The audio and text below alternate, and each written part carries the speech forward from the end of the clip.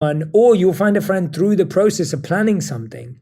And what you plan can be small. I'm not saying it has to be thousands of people. It can be a small thing at your child's school. It can be a small thing for your family at home. But planning something, working towards something, making yourself feel excited about something, because so much of the time we're struggling because we've lost that zest, we've lost that thrill, we've lost that excitement.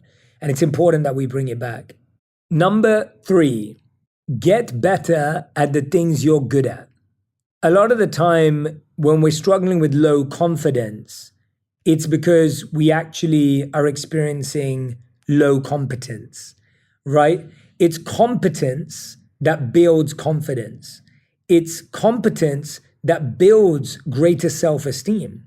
Confidence, by the dictionary definition, which I love, and by the way, when I pull out a definition, it's because I feel we're so unaware of it. The dictionary definition of confidence, one of them, is a feeling of self-assurance arising from one's appreciation of one's abilities and qualities. So when you get better at the things you're good at, it's more prominent to you and you're more able to give yourself that self-assurance. When we're good at something, we often say, I'm okay at that. But when you're bad at something, you're like, oh, I'm the worst, right? Notice that negativity bias creeping in. If you're good at something, you're like, I'm okay. If you're bad at something, you're like, yeah, I'm the worst. I'm the worst there possibly ever was, right? And we overhype it so hard. So getting better at the things you're good at gives you a sense of competence and confidence that won't come from anything else. And I think often we feel like, oh, if I got that job, I would feel better. If I was with that person, I would feel better. There's a lot of things we say to ourselves, if this, then that, right? But what about this idea that actually, when I get better, when I develop better skills, when I strengthen these muscles, when I strengthen these focus points, now I actually feel better about myself. Right? Instead of waiting for something external to happen to make us feel better, we're taking that into our own hands. We're taking accountability. We're taking responsibility. We're feeling a sense of my behavior matters. My action matters. We feel a sense of autonomy. We feel a sense of ownership. And that's such a powerful thing that we can help develop. So if you're good at something, or someone said you're good at something, go take a course on it. Go do an online program on it. Buy a book about it and study it all weekend. Go to an evening class. Whatever it is, like, get stuck in. It could be something like pottery. It could be an art class. Maybe you were great at doing comic book sketches when you were young. It could be a cake baking class, right? Whatever it is, something you enjoy. Again, you'll naturally meet people. Again, you'll naturally be learning. You'll naturally be growing. What happens is you're making all of the areas of your life that you're struggling with easier to do.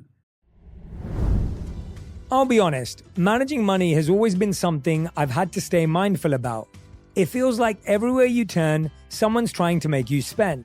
That's where Acorns comes in. Acorns is a financial wellness app that makes it easy to start saving and investing for your future.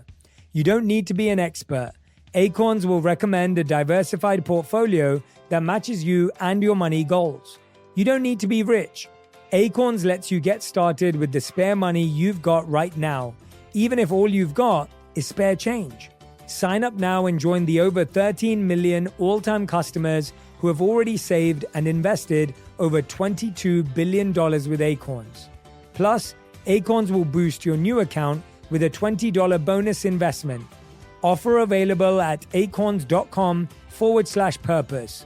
That's acorns.com/PURPOSE to get your $20 bonus investment today. Paid non-client endorsement. Compensation provides incentive to positively promote Acorns. Tier 6 compensation provided. Investment involves risk. Acorns Advisors LLC, an SEC registered investment advisor. View important disclosures at acorns.com/purpose.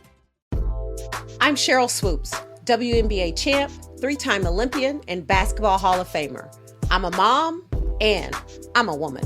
I'm Tarika Foster Brasby, journalist, sports reporter, basketball analyst, a wife, and I'm also a woman. And on our new podcast, we're talking about the real obstacles women face day to day.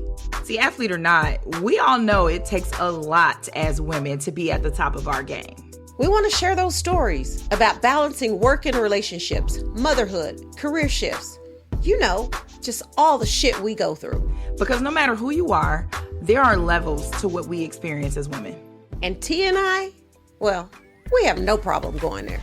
Listen to Levels to This with Cheryl Swoops and Tarika Foster Brasby, an iHeart Women's Sports production in partnership with Deep Blue Sports and Entertainment. You can find us on the iHeartRadio app, Apple Podcasts, or wherever you get your podcasts. Hey y'all, Nimini here.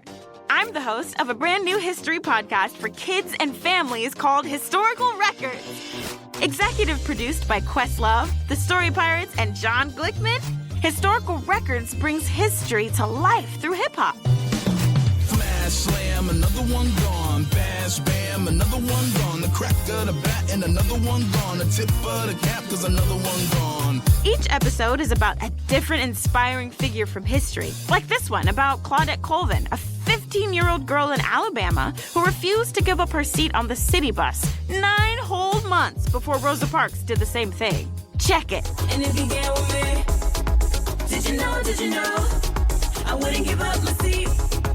9 months before Rosa, it was Claudette Colvin. Get the kids in your life excited about history by tuning in to Historical Records. Because in order to make history, you have to make some noise. Listen to Historical Records on the iHeartRadio app, Apple Podcasts, or wherever you get your podcasts. Now, this point, number 5, is actually something that I came across last Christmas. And so Radhi and I, we always go back to London and we try and spend a lot of quality time with our family because, of course, we live in another country and we don't get to see them as much. And so we had taken a little trip to the countryside with our family. And my niece and nephew are 8 and 4, and they're adorable and wonderful. And my sister-in-law had brought them these coloring books. But when you then finished coloring and you stuck the pieces together, it was an ornament for the Christmas tree. Now, I joined in with the activity. I think the whole family did actually, because we thought we'd had quite a busy run and this was quite a calming exercise. And then I started looking into some of the research behind it. And I was reading something from Dan Brennan, MD, and he was talking about how actually coloring books are not just for kids. They can be used by adults. And coloring relaxes your brain and improves brain function. He says when you're coloring, you're focused on the simple activity in front of you. This begins to relax your mind and keep your thoughts from intruding. Now, I found that especially when I was coloring in between the lines, when I was trying to do something quite intricate, it was really present work. And he goes on to talk about how it induces a meditative state. He mentions that adult coloring doesn't replace art therapy, but it can be therapeutic for some people. Some studies have shown that focusing on the complex structure of your coloring page can help put your mind into a meditative state. So for those of you that struggle to meditate or struggle to feel like you know how to meditate, this is a great way of just taking a moment to be more present. He also goes on to say how it improves sleep. Right? If you color before bed, Dan Brennan says, you're likely to sleep better than if you scrolled on your phone. Exposure to blue light from your phone or tablet, of course, we know that can hinder our quality of sleep. But he says by coloring in a book before bed instead, you're keeping electronics out of the bedroom, allowing your melatonin level to release naturally as your body gets ready for sleep. So there's so many benefits. Nice that when we were young, we subconsciously absorbed patterns that became our reality, right? Maybe there were things your parents said. Maybe there were decisions your parents made. Maybe there were ways they operated that defined who you were. And now what we have to do is we have to plant conscious patterns that become our subconscious. The biggest mistake we make is we believe that the way we are is who we are and that we won't change. That who we are right now is who we have to be forever. And if that's who we are forever, then there is no shift, there is no transformation. And the truth is we are simply a set of patterns, a set of systems that can be changed and transformed. As Dr. Joe Dispenza says, we have to break the habit of being yourself. He talks about how to lose your mind and create a new one, right? We think our mind is made up. We think our mind is what it is. But actually, our mind is just made up of patterns. Our mind is just made up of thoughts. Our mind is just made up of subconscious beliefs that can all be reprogrammed. And the two key times of the day that our subconscious beliefs are reprogrammed are first thing in the morning and last thing in the night. Especially that which you do at those two times will program your subconscious. So we want to start our day with gratitude. We want to start our day with a thankful thought. And for a grateful thought to work, it has to be expressed, it has to be specific, and it has to be personalized. When you write something in your journal, you also want to share that with someone. You want to express it to that person. Maybe you're going to write a text message in the morning to that individual and express it. You want it to be specific, right? A lot of people could say to you, oh yeah, thanks so much. Thanks for that. But when someone's specific, it touches your heart. If someone said to you, thank you so much for how well you made that presentation at work, it was brilliant. That goes a long way. And then you want it to be personalized. You want it to feel like it was only about you. We all want it to feel like you can just say that to everyone else. So expressed, specific, and personalized is how gratitude has to be shared. And I think a lot of us these days, we think that a gratitude journal is to be grateful to the sky and be grateful to the plants and the moon and whatever else it may be. Being grateful to people is the most reciprocal form of gratitude. Because when you get to share it with someone and see the look in their eyes, when you get to see how it impacts them, it can be transformational. And by the way we receive gratitude is as important. I think a lot of us have trained ourselves to be modest, to say things like, oh no, it's nothing, it's all good. And when we don't receive gratitude, we also don't get to give that person sharing it with us a beautiful moment. I'm so lucky that so many of you come up to me when you see me around, whether, a couple of weeks ago I was in Austin for South by Southwest. Maybe some of you saw me at Expo West. Maybe some of you saw me in Mexico. And I love that you'll come up to me and you'll tell me how much On Purpose has helped you, or how much Think Like a Monk or 8 Rules of Love you've loved reading. And when I hear that, in the beginning, I used to always be like, no, thank you so much. And, I used to feel that was the way to deal with it. And I realized that actually being able to say back to you, like, thank you so much. I'm so grateful. I really needed that. And by the way, I do need it. It means the world to me. I appreciate it so deeply. I'm humbled by it. But saying that back to you makes it a moment that we can share. And so what I'm trying to say is giving gratitude and reciprocating back with gratitude are both good for the heart. And I think if we start our mornings that way, we focus on and amplify gratitude so much that the pain we're feeling, the stress we're feeling, it's not that it goes away. It's that we have the strength to deal with it. This is the point I want you to take home. It's not about getting rid of pain. It's not about moving on from pain. It's not about just saying it doesn't exist anymore. It's about having the strength and the courage and the support to deal with it. Hey guys, it's Shetty here, and I couldn't be more excited to share this exciting news. You asked, we delivered. Junie sparkling tea with adaptogens made by my wife and I are now available in all Sprout locations across the country. Junie is the perfect midday pick-me-up. With only 1/3 of the caffeine found in brewed green tea, it provides a gentle energy boost without the crash. It only has 5 calories and 0 grams of sugar, making it the perfect drink. Plus, it's made with a delicious blend of adaptogens and nootropics that may help boost your metabolism, combat stress, pack your body with antioxidants, and stimulate brain function. Head over to your local Sprouts or visit sprouts.com to find the closest location near you. So we talked about the importance of what to do in the morning, but it's equally as important to figure out the evening. When we program our subconscious mind before we go to bed, we have the ability not only to get better rest, but to wake up feeling more energized and ready for the day.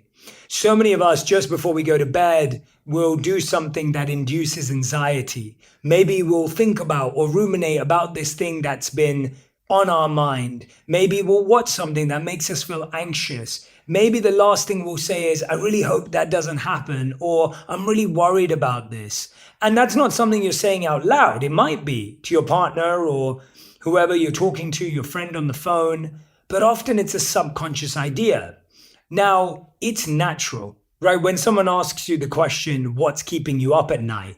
It's probably this thing, the pressure at work, the challenge with your partner, the worry about your parents, right? It's something very real that you can't just say, I'm not going to think about it, right? If I say to you, don't think about it, that's the worst advice because you're like, well, Jay, that's why I'm listening, right? So what we need to do is we need to recognize that we can't remove the thought. Often we think our life is about reducing noise, right? Reducing negativity, reducing the thing that's keeping us up. And that's actually really difficult. And what we have to do instead is we have to drown out that noise through something else. So a good example is, let's say your next door neighbor is throwing a party, or the apartment next door is throwing a party, and the music's really loud. Now, when you went over there and knocked on their door and said, hey, can you keep quiet for a second? Like, I'm trying to focus. They didn't do it. They didn't listen. And your persuasive skills didn't really work.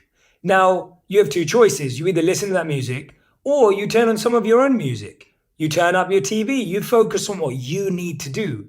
In the same way, you can't just drown out a thought that's perplexing you.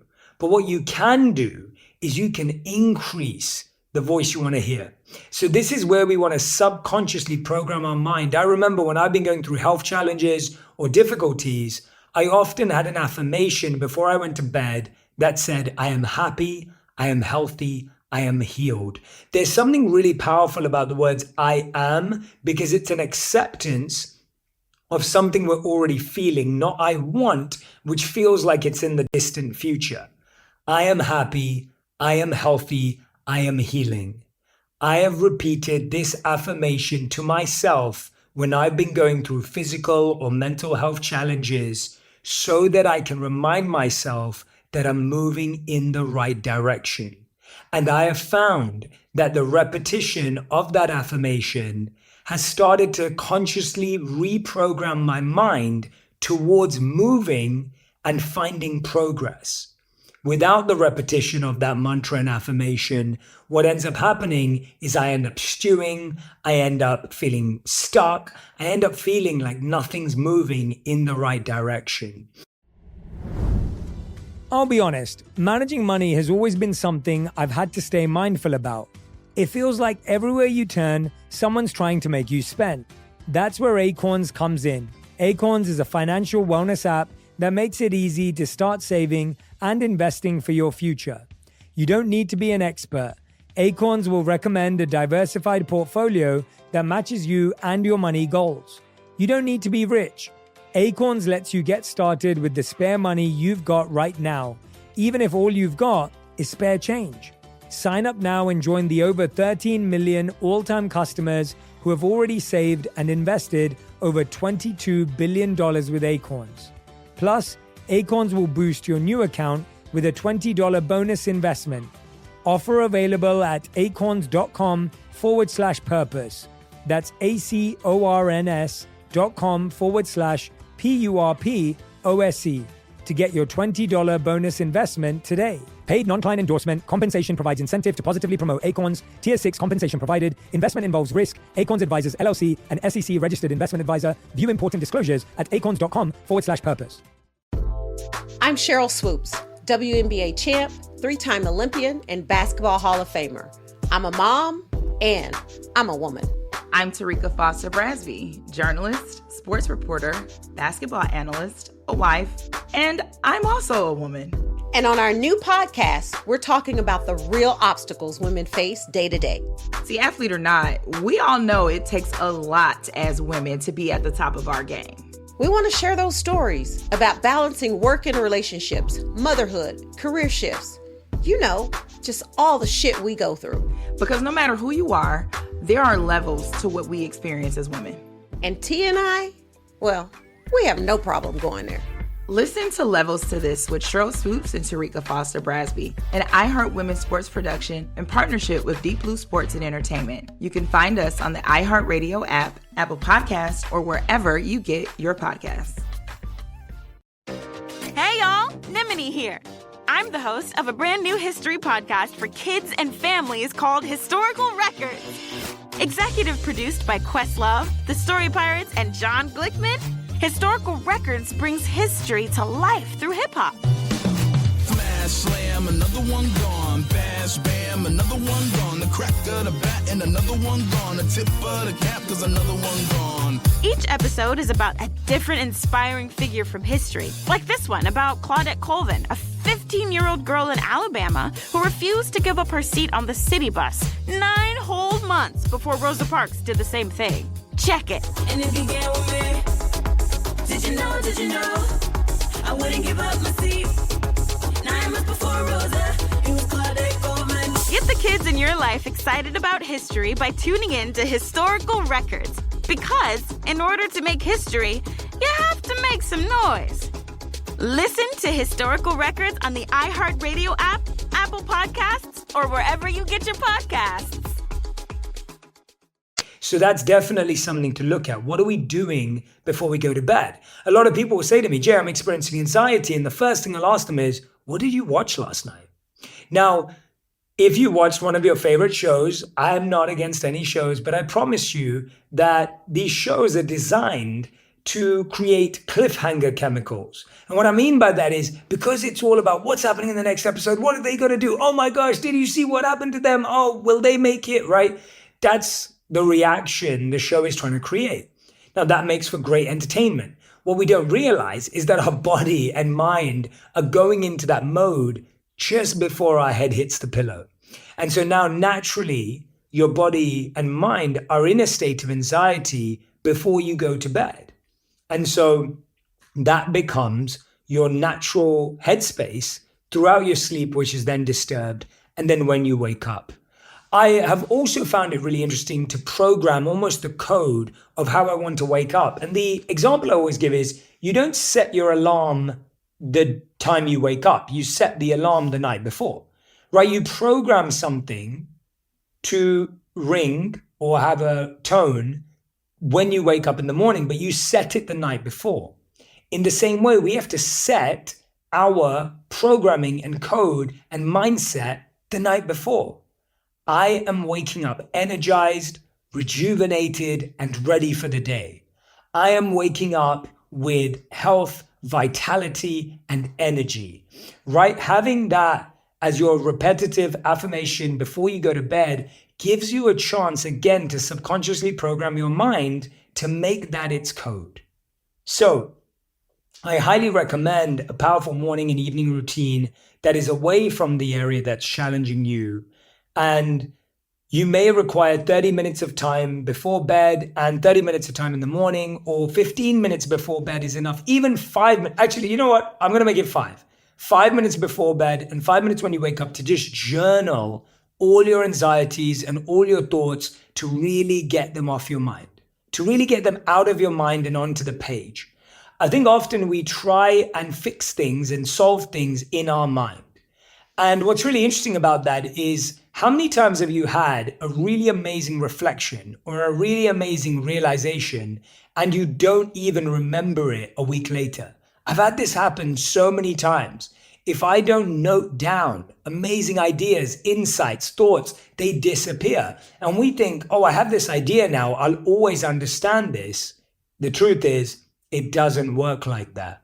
So 5 minutes before bed, 5 minutes when you wake up, just to journal all of that anxiety, to put it out onto the page, to actually feel that release. I think we often feel it's a weakness to have a release. We think, I've just got to solve it in my head. I've just got to deal with all of it. I've just got to tolerate all of it. And the truth is, you can try that, but it can feel like you start to carry a real weight. And I feel that for a lot of people, we're just carrying a heavy, heavy weight because we keep adding to it. Right? It's not that it disappears. If we don't release it consciously, it subconsciously continues to build and build and build to when we have a really tough moment where we do want to release it. And maybe it comes out at a person we love. Maybe we take it out on someone at work. Maybe we take it out on a friend, right? It does come out. It always comes out, but it may not come out in a